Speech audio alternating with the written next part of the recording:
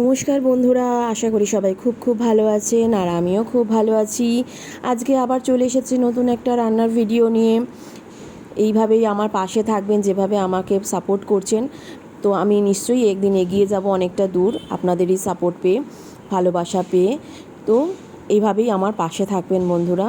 কথা বলতে বলতে দেখুন কড়াতে তেল গরম হয়ে গিয়েছিল, তার মধ্যে আমি ফোড়নের জন্য তেজপাতা, শুকনো লঙ্কা, গোটা জিরেও দিয়ে দিয়েছিলাম।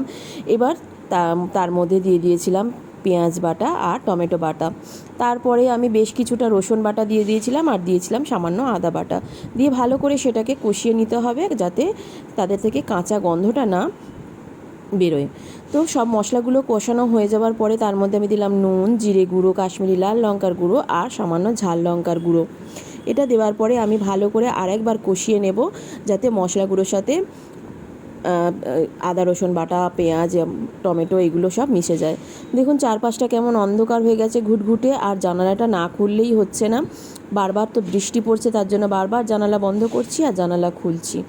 এবার আমি দিয়ে দিলাম যে মিক্সার গ্রাইন্ডারে যে মশলাটা লেগেছিলো সেটা ধোয়া জল দিয়ে আরেকটু ভালো করে কষিয়ে নেব। নিয়ে নেওয়ার পরে দিলাম তার মধ্যে সেদ্ধ করা মুসুর ডাল দিয়ে আমি আজকে একটা মশলা ডাল বানাচ্ছি, যেটা রুটি দিয়ে, পরোটা দিয়ে, ভাত দিয়ে, যা খুশি দিয়ে খেতে খুবই ভালো লাগে।